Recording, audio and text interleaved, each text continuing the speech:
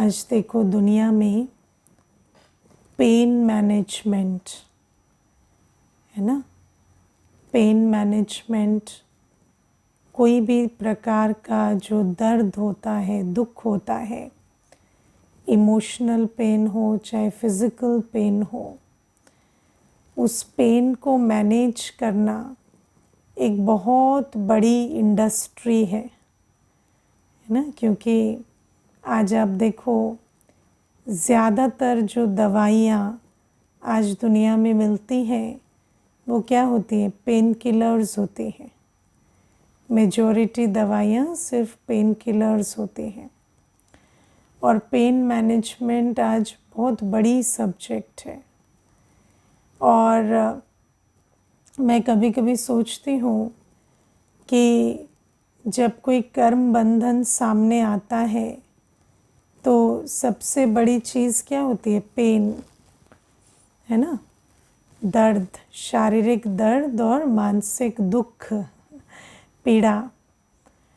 और बाबा की याद इतना अच्छा पेन मैनेजमेंट कराती है ऐसा तो नहीं है कि पेन नहीं होता, होता है।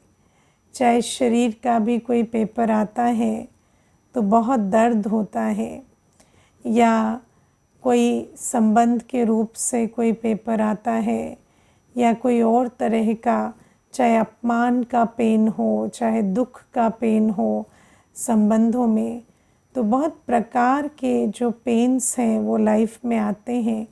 क्योंकि जब आत्मा के अंदर लगाव होता है, अटैचमेंट होती है, सारे विकार जो है वो अटैचमेंट का स्वरूप है। और जब अटैचमेंट पूरी नहीं होती, या जहाँ अटैचमेंट है उस वो चीज़, वो वस्तु या वो व्यक्ति उस रूप से नहीं चलता जैसा हम सोचते हैं, मानो ये शरीर ही है, तो इस शरीर में भी, शरीर की तो अपनी यात्रा है, कभी सर्दी ज़ुकाम होगा, कभी कोई और भी चीज़ होगी। तो जब अपनी यात्रा से कोई भी संबंध ड्रामा अनुसार या शरीर या कोई वस्तु उस प्रकार से चलती है तो आत्मा क्या अनुभव करती है? दर्द का अनुभव, दुख का अनुभव। लेकिन ये जो दर्द और दुख का अनुभव है दुनिया में, तो ये दर्द और दुख का अनुभव ऐसा होता है कि उसको मैनेज करना नहीं जानते।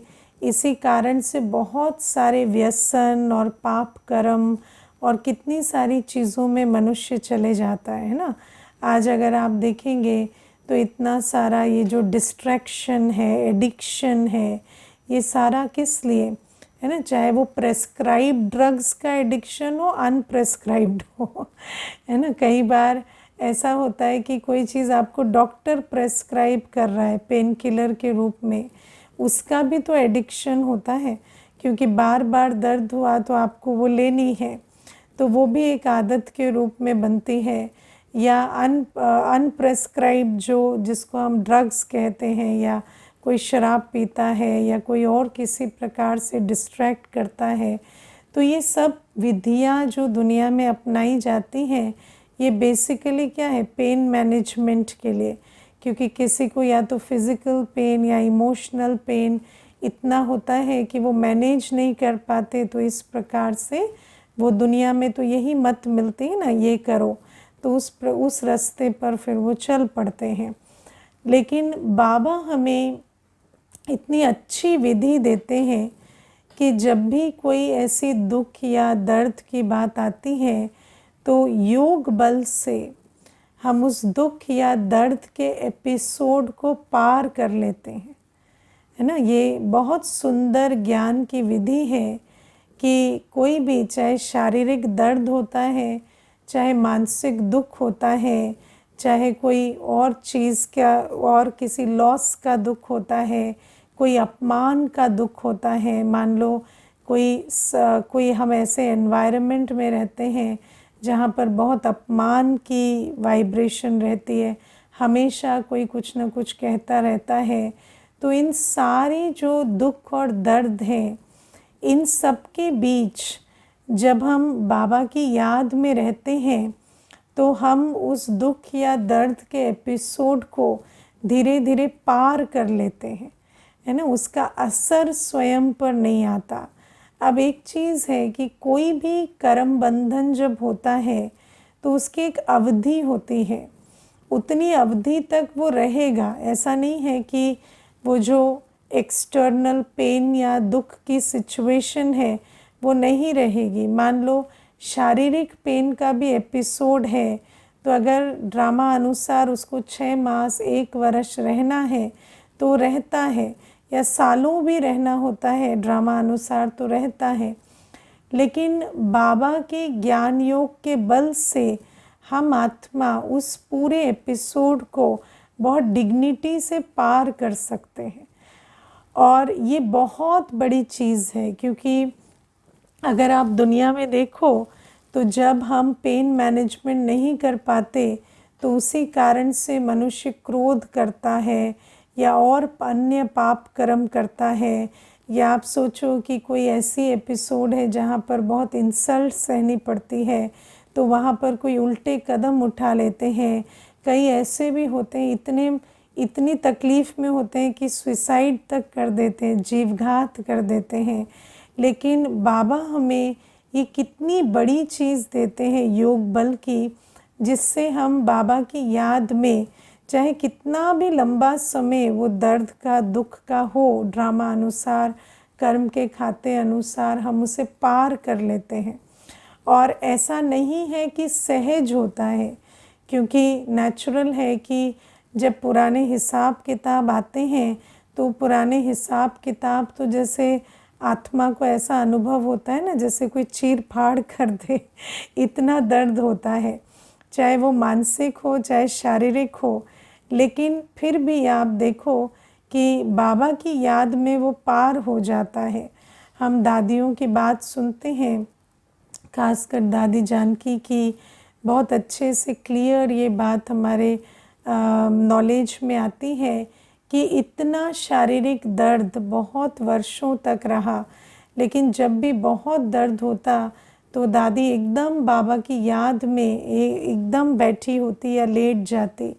तो जब कोई पूछता था कि दादी आप क्या कर रहे हो, तो कहती मैं बाबा की याद में बैठी हूँ और इस दर्द को गुज़र जाने का इंतज़ार कर रही हूँ, है ना। तो इसी प्रकार से इमोशनल पेन भी जब होता है तो उसमें क्या क्यों ना कर कर कोई भी बात होती है, मान लीजिए कोई संबंध है बहुत अच्छा बहुत काल तक रहा, लेकिन अचानक है ना परिवर्तन हो जाते हैं, कोई शरीर छोड़ देते हैं, कोई भी ऐसी बात होती है।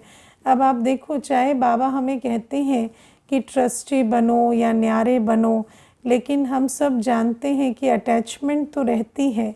तो जब अटैचमेंट रहती है तो कोई परिवर्तन होता है, कोई शरीर छोड़ता है, तो वो जो मानसिक दर्द या इमोशनल पेन वो रहता है। लेकिन उस दर्द में भी हम बाबा की याद में रहते जाएं तो वो दर्द जैसे पार हो जाता है, और दिल से बाबा बाबा करते क्या क्यों ना करते उस एपिसोड को पार करना होता है। और इस बात को कोई नहीं कहता कि ये सहज होता है, लेकिन उसके अलावा और कुछ करने को भी नहीं होता, क्योंकि ड्रामा तो जो है सो है है ना। और उसमें कई बार देखो दुनिया में भी अज्ञानी भी ये बोलते हैं कि चाहे हंस के करो चाहे रो के करो पार तो करना ही है ना। लेकिन वो ये नहीं सिखाते कि हंस के कैसे करो।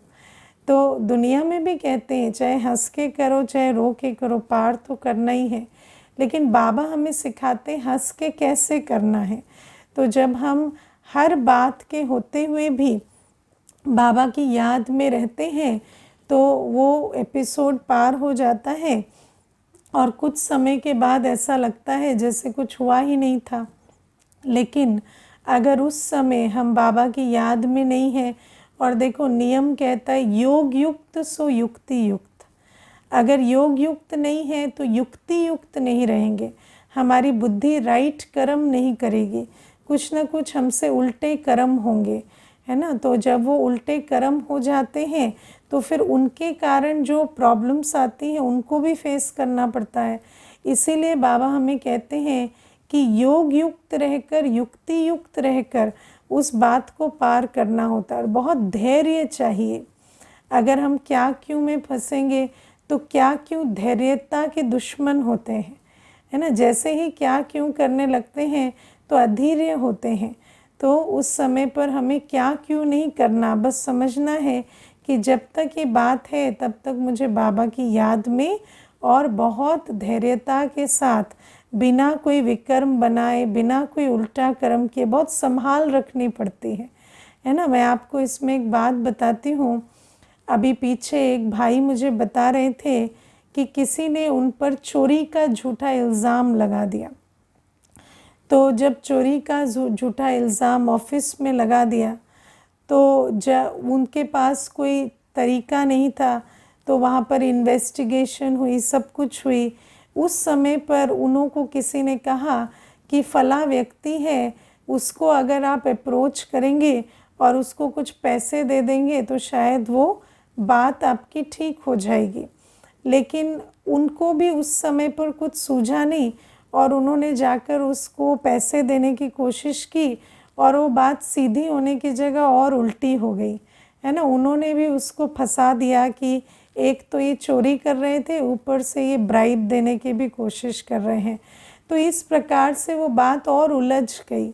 तो जब वो बात हो रही थी तो अब आप देखो मनुष्य क्या है कि कोई वो जो चोरी की भी बात थी वो कोई बहुत बड़ी बात नहीं थी। वो ऐसे भी अगर वो थोड़ा धीरज रखते तो थोड़ी दिन वो बात बनती और वो ख़त्म हो जाती, तो पुराना हिसाब किताब समझ के भी उसको पार कर सकते थे। लेकिन उसके चक्कर में क्योंकि उस बात में अधीर्य हो गए तो जाकर और एक काम कर दिया, उसमें और मुसीबत आ गई। तो वो मुझे कह रहे थे कि सचमुच जो बाबा हमें सिखाता है, वो भाई भी थोड़ा बहुत ज्ञान सुनता है टीवी पर, जैसे आम सभी सुनते हैं इस प्रकार से। तो कहता है कि मुझे ये बात बाद में समझ में आई कि जब मुसीबत आती है तो आपको स्टेबल रहना कितना ज़रूरी होता है, क्योंकि आप इंस्टेबिलिटी में और भी गड़बड़ कर देते हैं। तो ये जो चीज़ है, मैं आपको इसमें और एक बात सुनाती हूँ। एक बार एक भाई थे, तो वो मुझे कहते कि बहुत अच्छी नौकरी करते थे वो, और मुझे कहते कि मेरी 80% सैलरी मेरी एलिमनी में जाती है। माना मेरा डिवोर्स हो गया है और मैं जो कमाता हूँ वो लगभग मेरे हिसाब से कुछ भी नहीं तो 5-6 लाख रुपया महीना कमाते होंगे। और वो कहते कि मेरे पैसे का 80% मेरी पत्नी को और बच्चे की पालना के लिए एलिमनी में जाता है। तो मैंने उनको कहा ऐसे कैसे? तो कहते हैं कि मेरी पत्नी के साथ मेरा प्रेम विवाह हुआ था, लव मैरिज। तो वो ऐसी थी कि उठ कहो तो उठती थी, बैठ कहो तो बैठती थी। उसके साथ कभी कोई ऐसे लगा नहीं कि वो मुझे छोड़ के भी जा सकती है। लेकिन पता नहीं किस प्रकार से वो बातें हुई, तो एक दिन अचानक उसने मुझे कह दिया कि मैं तो तुम्हें छोड़ रही हूँ, और डिवोर्स का नोटिस भी भेज दिया निकल कर। तो मैं उस बात को बिल्कुल बर्दाश्त नहीं कर पाया और मैं इतना गुस्सा हो गया और इतना मेरी ईगो को ठेस पहुंच गई कि जब वो केस हुआ और वो सारी डिवोर्स प्रोसीडिंग हुई तो मैं कोर्ट में भी बहुत शोर मचाया और बहुत बदतमीज़ी की मैंने। तो उस सिचुएशन में वो जो केस की जो हैंडलिंग थी उसको देखकर मेरी एलिमनी बहुत ज़्यादा बन गई और मुझे बहुत कॉम्पेंसेट करना पड़ा।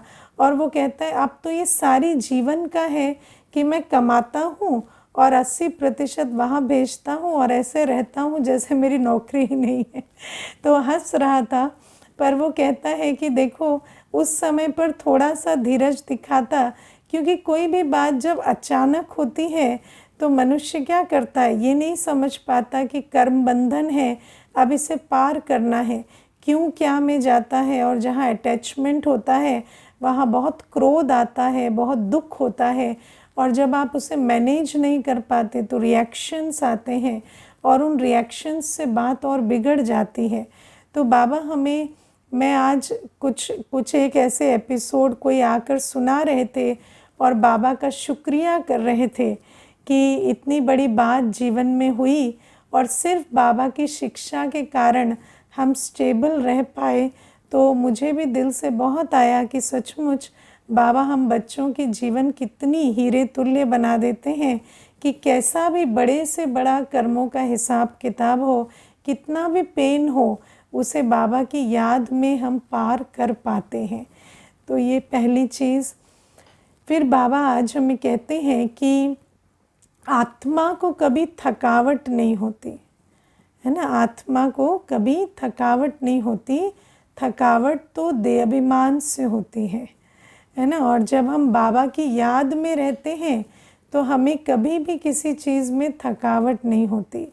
तो बाबा इसीलिए हमें कहते हैं कि जब भी हम कर्म करते हैं तो कर्म योगी होकर करना है, क्योंकि जैसे आप देखो आजकल क्या है कि कई बार ऐसा समय आता है जब बहुत सारी जिम्मेवारी, चाहे वो कर्मों के हिसाब किताब के कारण, आज आप देखो किसी की भी बात आप सुनो तो कहते हैं हॉस्पिटल भी दौड़ना पड़ता है, घर का भोजन भी बनाना है, ऑफिस भी संभालना है, बच्चों को भी संभालना है, सारी बातें इकट्ठी आ जाती हैं, है ना। और कहते हैं हम इतने फिज़िकली भी टायर्ड हो जाते हैं कि कभी कभी फिज़िकल टायर्डनेस से भी दिमाग काम नहीं करता।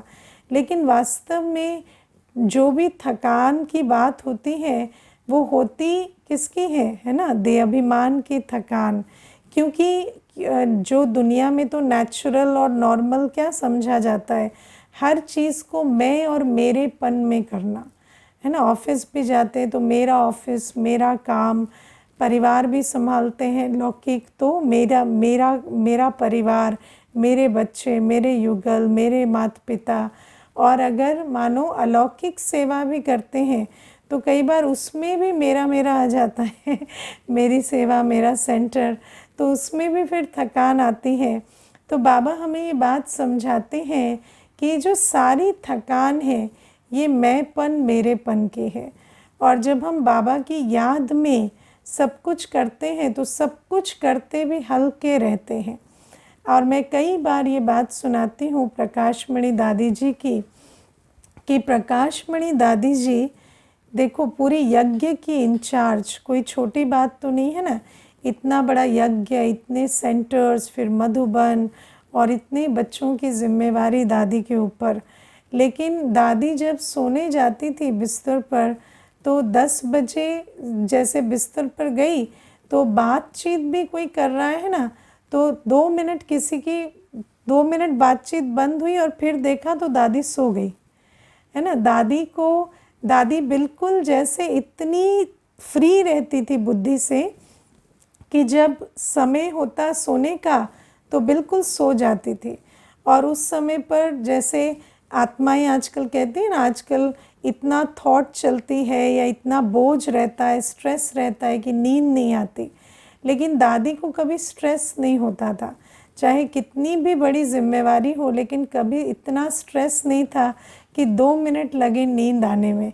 तो ये एग्जाम्पल है कि कोई भी कार्य करते जब हम करण करावनहार को याद रखते हैं, कभी ये नहीं सोचना कि ये जो सेवा है या जो लौकिक कार्य है, आप लौकिक अलौकिक को अलग तो नहीं करते अब, है ना। अगर आप बाबा के हैं तो आपका हर कार्य बाबा का है ना। और अगर हम बाबा के नहीं हैं तो फिर हमें कहना पड़ता है अच्छा ये लौकिक है, ये अलौकिक है, ये सेवा है, ये मेरा है ना। लेकिन अगर आप बाबा के संपूर्ण रूपेण हैं तो हर कार्य बाबा का है। और जब बाबा का कार्य है तो करण करावनहार बैठा है, आपको तो बस निमित्त मात्र कार्य करना है ना। तो हल्के रहते हुए कार्य करो। बाबा हमें कहते काम तुम करो लेकिन जिम्मेवारी का बोझ मुझे दे दो, जिम्मेवारी का बोझ तुम मत उठाओ। तो जब हम इस प्रकार से चलते हैं तो हम बिल्कुल लाइट रहते हैं। और जब थकान नहीं होती तो आप सोचो जीवन का अनुभव कितना अच्छा होता है। आजकल तो हर एक आत्मा का अनुभव क्या है, स्ट्रेस, टेंशन ये सब थकान के भिन्न भिन्न रूप हैं। तो ये भी आज बाबा हमें कहते हैं। फिर प्यारे बाबा आज हमें कहते हैं कि जब हम कोई कार्य करते हैं स्वउन्नति के अर्थ या सेवा के अर्थ, तो हमें ये अपने अंदर ऐसे संकल्प नहीं चलने चाहिए कि पता नहीं होगा या नहीं होगा या पता नहीं क्या होगा। तो इस प्रकार के संकल्प जब हमारे अंदर चलते हैं कि पता नहीं ये होगा कार्य या नहीं होगा, या पता नहीं मेरे द्वारा ये हो पाएगा या नहीं, तो बाबा कहते हैं कि इस प्रकार के संकल्प हमारे अंदर नहीं चलने चाहिए। और जब हम कोई भी कार्य करते हैं तो सफलता हमारा जन्म सिद्ध अधिकार है, सफलता हुई पड़ी है, ये समझ कर चलना है। क्योंकि आप देखो हम किसकी मत से कार्य कर रहे हैं, श्रीमत पर। और श्रीमत पर जब हम कार्य कर रहे हैं तो श्रीमत में सफलता समाई हुई है। तो हमें इस कॉन्फिडेंस से कार्य करना चाहिए, क्योंकि एक तरफ कर भी रहे हैं और दूसरी तरफ कहते पता नहीं होगा या नहीं होगा, पता नहीं कुछ बनेंगे या नहीं बनेंगे। तो कैसा है कि उसी डाल पर बैठे हैं और उसी डाल को काट भी रहे हैं तो कर भी रहे हैं और फिर उल्टा भी सोच रहे हैं। तो बाबा हमें कहते हैं कि इस प्रकार से नहीं चलना है। मैं आपको इसमें कुछ एक बातें समझाती हूँ। एक बार ऐसा हुआ कि एक माता थी, तो जब मैं क्लास में जाती थी सेंटर पर, बहुत सालों पहले नई नई ज्ञान में चली थी, मैं तब की बात बता रही हूँ। तो वो माता भी क्लास में आती थी। तो माता कहती एक दिन दीदी को कि दीदी मेरा बच्चा जो है ना बिल्कुल बात नहीं मानता और पढ़ता नहीं और कुछ भी कार्य ठीक से नहीं करता और ज़िद्दी होता जा रहा है। तो दीदी ने कहा कि जब आप सुबह अमृत वेला करते हो तो अमृत वेला बहुत अच्छे से करना, बाबा की अच्छी याद में बैठना और लाइट हो जाना। उसके बाद अंत में 2 मिनट ऐसे देखना, अनुभव करना कि आपका ये जो लौकिक बच्चा है ये हर कार्य श्रेष्ठ ते श्रेष्ठ कर रहा है, समय पर उठ रहा है, अपने जूते खुद पॉलिश कर रहा है, बैग पैक कर रहा है, स्कूल जा रहा है, आकर खुद भोजन लेकर अच्छे से खा रहा है। तो इस प्रकार से अनुभव करना। तो फिर वो माता चली गई। फिर अगले दिन शाम को माता कहती है कि दीदी ये तो कमाल ही हो गया, ये तो मैंने कभी सोचा ही नहीं था। और देखो बच्चा तो खुद ब खुद सब कुछ किया, जैसा जैसा मैंने आज अमृत वेले कल्पना की थी वैसा वैसा बच्चा करता गया। तो बहुत खुश होके गई।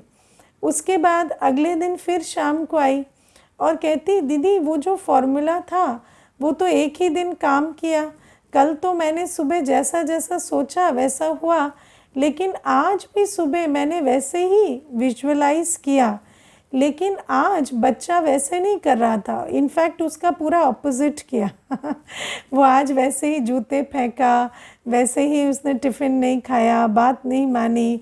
तो कहती दीदी ऐसा क्यों?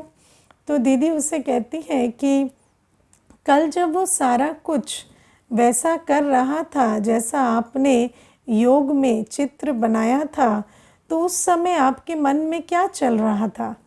तो कहती चल रहा था ये हो भी कैसे सकता है, ये तो पॉसिबल ही नहीं है, ये मेरा ही बच्चा है या कहीं और से आ गया है तो फिर दीदी कहते कि देखो जब एक बात जैसी होनी चाहिए वैसी हो रही है, ऐसा तो नहीं ना कि कोई वंडर हो रहा है। वो कौन है? एक बच्चा है, आत्मा है, ईश्वरीय संतान है। एक ईश्वरीय संतान कायदे प्रमाण डिसिप्लिन से चल रही है, ये क्या बहुत बड़ी बात है? नहीं, ये तो हमारा नॉर्मल नेचुरल संस्कार है ना। लेकिन जब उस संस्कार को आपने अपनी दृष्टि से इमर्ज किया उसके अंदर और वो आत्मा अपने नेचुरल संस्कार में चल रही है, तो आपने क्या संकल्प चलाए?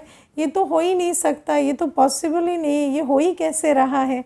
तो जब इस प्रकार के संकल्प चलाए तो जो नींव आपने रखी उसी को काट दिया, तो आज फिर उन्हीं संकल्पों में बल कैसे होगा? क्योंकि कल तो आपने संकल्प रचे और फिर कहा ये पॉसिबल ही नहीं है। तो इसीलिए जब आप कोई संकल्प रच रहे हैं और वो हो रहा है, तो उस समय ऐसा सोचो कि ये तो होना ही था, सो हो रहा है। कई बार हम सोचते हैं कि कोई चीज़ हो रही है तो हमें बहुत खुश होना चाहिए। अब खुशी और चीज़ है, लेकिन खुशी कौन सा रूप ले लेती है? एक्साइटमेंट का रूप ले लेती है। और जब हम कोई चीज़ के प्रति बहुत एक्साइटेड होते हैं तो इसका मतलब आपने वो जो घटना हो रही है उसको आप समा नहीं पा रहे, उसको आपकी बुद्धि स्वीकार नहीं कर पा रही कि ये तो नॉर्मल है और नेचुरल है और ये तो होना ही है। उसको आप इस एक प्रकार से रिजेक्ट कर रहे हैं कि ये तो हो ही नहीं सकता, ये तो असंभव है। तो जब आप किसी चीज़ को कहते हैं कि ये इतना अच्छा हो कैसे सकता है या हो ही नहीं सकता, असंभव है, तो इसका मतलब आप उसे राइट एनर्जी नहीं दे रहे हैं। आप क्या एनर्जी दे रहे हैं कि ये नहीं हो सकती, है ना। तो इसीलिए जब हम कोई जीवन में इसीलिए जब हम ब्राह्मण जन्म में आते हैं तो आप देखो ब्राह्मण जन्म में हमें ये स्वमान रहना चाहिए कि हम सर्वशक्तिवान की संतान हैं, और सर्वशक्तिवान चाहे तो क्या नहीं हो सकता। चाहे उसको कोई मेरे द्वारा सेवा करानी हो, चाहे उसे मनुष्य से देवता बनाना हो, वो उसके लिए सेकंड की बात है ना। सर्वशक्तिवान को के लिए बड़ी बात है मेरा कोई संस्कार परिवर्तन करना। आज हम किसकी पालना में पल रहे हैं, जिसको सारी दुनिया कहती विश्व परिवर्तक, विश्व कल्याणकारी। तो विश्व कल्याणकारी की गोद में बैठी हुई मैं ईश्वरीय संतान हूँ, तो मेरा अपना कल्याण तो बहुत छोटी सी बात है ना। अगर मेरा कल्याण हो रहा है, मेरे संस्कारों में परिवर्तन आ रहा है, या जिन बातों को मैं आज तक बदल नहीं पा रही थी वो हो रही हैं, तो ये बहुत नॉर्मल है, ये कोई बड़ी बात नहीं है ईश्वरीय संतान के लिए। या मान लीजिए आपको जीवन में कोई खास उपलब्धियां नहीं मिली, कोई बड़े कार्य आपके द्वारा कभी नहीं हुए, लेकिन बाबा जो सर्वशक्तिवान है वो अपने बच्चे को चाहे तो बड़े से बड़े कार्य के निमित्त बना सकता है। आपके द्वारा वो हो सकता है जो दुनिया में बड़े बड़े भी कल्पना नहीं करते, लेकिन सर्वशक्तिवान की संतान के आधार से वो हो सकता है। तो उस बात में भी अगर ऐसा कुछ हमारे द्वारा बाबा सेवा के रूप से कराता है या स्व उन्नति कराता है, तो हमें कभी ऐसे संकल्प नहीं चलाने चाहिए कि ये कैसे हो सकता है, ये तो पॉसिबल ही नहीं, ये तो बहुत बड़ी बात है। क्योंकि जिस चीज़ को आप समा नहीं पाते, फिर वो बात जो है उसको आपने जैसे रिजेक्ट कर दिया। इसीलिए जब बाबा हमें कहते हैं कि मैं तुम्हारा बाप, टीचर, सतगुरु हूँ, तो हमें मान कर चलना है कि चाहे स्वउन्नति की बात है, चाहे विश्व कल्याण की बात है, बाबा जो चाहे मेरे द्वारा करवा सकता है, और कोई भी बात मेरे लिए बड़ी बात नहीं है। और अगर कोई चीज़ मानो हम कोई कदम बढ़ा रहे हैं, तो हमें कॉन्फिडेंस रखना ही चाहिए कि हर कार्य मेरे द्वारा हुआ पड़ा है क्योंकि बाबा बैठा है। और दूसरा, अगर कोई कार्य हो रहा है तो कभी ऐसे संकल्प नहीं चलाने चाहिए कि ये तो बहुत बड़ी बात है, ये हो कैसे रही है। क्योंकि जब हम ऐसे संकल्प चलाते हैं तो इसका मतलब आप अपनी छोटी बुद्धि फिर इमर्ज कर रहे हैं, ईगो बेस्ड है ना, देहाभिमान की बुद्धि। और जहाँ देहाभिमान आता है वहाँ काम बिगड़ जाता है। इसीलिए हमेशा बाबा को याद रखना है, और बाबा सर्वशक्तिवान बैठा है तो हर बात छोटी बात है, चाहे वो विघन की बात हो चाहे सेवा की बात हो। विघन भी छोटा है और बड़े से बड़ी सेवा भी छोटी बात है, या कोई स्वउन्नति की भी बात है तो बहुत छोटी बात है, क्योंकि कौन बैठा है, सर्वशक्तिवान बैठा है। मैं आपको इसमें एक बात बताती हूँ। एक बार एक माता आई और मुझे कहती कि मैं बचपन से 8 बजे उठती आई हूँ। कहती जब मेरा स्कूल भी था, मैं स्कूल में भी पढ़ती थी, तो मेरा स्कूल 8:30 बजे शुरू होता था और मैं 8 बजे उठती थी, और रोज़ मेरी माँ मुझे हड़बड़ा के तैयार करती थी, और मेरे पिताजी मुझे जैसे है ना एरोप्लेन की स्पीड से उड़ा कर लेकर जाकर स्कूल में छोड़ते थे। तो कहती कि मेरा ट्रैक रिकॉर्ड रहा है कि मैं इस जन्म में कभी 8 बजे से पहले नहीं उठी। और फिर कहती कि अब जब वो ज्ञान में आई थी तो शरीर की आयु लगभग 50 वर्ष हो रही थी, और मुझे कहती पिछले 2-3 वर्षों से मुझे नींद की समस्या शुरू हो गई थी। तो मैंने स्लीपिंग पिल लेना शुरू कर दिया था, नींद की गोली। तो कहती अब वो लेने के बाद तो मैं कभी 9 बजे उठती, कभी 10 बजे उठती, मेरा कोई ठिकाना ही नहीं था। फिर कहती कि जब मैं बाबा के पास आई तो आप समझ लो कि जब वो ज्ञान में आई तो उसको लगभग कोर्स किए हुए 10-12 दिन हुए होंगे, और वो एक दिन खुशी खुशी से दौड़ी हुई आई और कहती दीदी आज मेरी आँख जो है वो 4 बजे खुल गई अपने आप, और मुझे ऐसा लगा कि मैं बिल्कुल फ्रेश हूँ, और उसके बाद मुझे नींद भी नहीं आई, और उसके बाद कई दिनों तक ऐसा होता चला गया। तो जब सप्ताह हो गया तो वो इतनी खुश थी, इतनी खुश थी कि वो मुझे कहती कि दीदी मुझे आप प्लीज़ एक मौका दो ना, मैं सारी क्लास में ये अनुभव सुनाना चाहती हूँ कि मेरी नींद जो कभी 8 बजे से पहले इस जन्म में खुली ही नहीं, आज वो 4 बजे बिना अलार्म के खुलती है, और मुझे नींद आ भी जाती है बिना स्लीपिंग पिल के, सिर्फ कोर्स मात्र करने से। तो मैंने उसको कहा कि अभी आपको क्लास में नहीं सुनाना है। तो मुझे कहती क्यों? तो मैंने कहा क्योंकि अभी तो आप ही को विश्वास नहीं हो रहा अभी आप तो उस बात को संभालो। आप जब कह भी रहे हो तो ऐसा लग रहा है कि कुछ ऐसा हो रहा है जो होना नहीं चाहिए, हो नहीं सकता या जो अननेचुरल है। तो अगर आप किसी बात को किसी को सुना रहे हो और आपके अंदर की जो वाइब्रेशन है वो ऐसी है कि ये अननेचुरल है, ये तो हो नहीं सकता, तो सामने वाले को भी क्या संकल्प आएंगे कि इनके साथ तो हो गया, कोई मैजिक हो गया, मेरे साथ नहीं हो सकता। लेकिन जब आप इस बात को समा लेंगे ना, आपको लगेगा कि मैं किसकी संतान बनी हूँ, भगवान की संतान। तो आप सोचो भगवान की संतान जो बना है उसकी नींद 4 बजे उठ जाती, क्या बड़ी बात है। आप 2 युगों तक टाइम से उठे हो कम से कम, है ना। और जानवर भी आज टाइम से उठते हैं आज कलयुग अंत में भी जानवर समय से उठ रहे हैं। तो हम अगर समय से उठ गए, हम कोई जल्दी नहीं उठे, हम तो अपने नेचुरल प्राकृतिक समय पर उठ रहे हैं, तो ये क्या बड़ी बात है। तो जब आप इस प्रकार से इस बात को समाओगे ना, तब जाकर किसी को सुनाओगे तो उसको भी लगेगा हाँ ये मेरी नेचुरल नेचर है, इसमें क्या बड़ी बात है, ये तो मैं कर ही सकता या कर सकती हूँ ना। तो बाबा इसीलिए हमें कहते हैं कि जो भी बाबा हमें शिक्षाएं देते हैं उन शिक्षाओं पर चलना, और उन शिक्षाओं से बाबा जो कहते हैं हमें प्राप्ति होगी या परिवर्तन होगा, वो बहुत सहज और नेचुरल है। उसके लिए हमें कभी संकल्प नहीं चलने चाहिए कि पता नहीं होगा या नहीं होगा। जब कभी संकल्प चलते भी ना, कई ऐसे कहते हैं हमें तो नहीं लगता कि हम 108 में आएंगे या 16,108 में आएंगे। तो क्यों नहीं लगता? क्योंकि पुरुषार्थ नहीं करते। अगर पुरुषार्थ करते हैं तो क्यों नहीं लगेगा?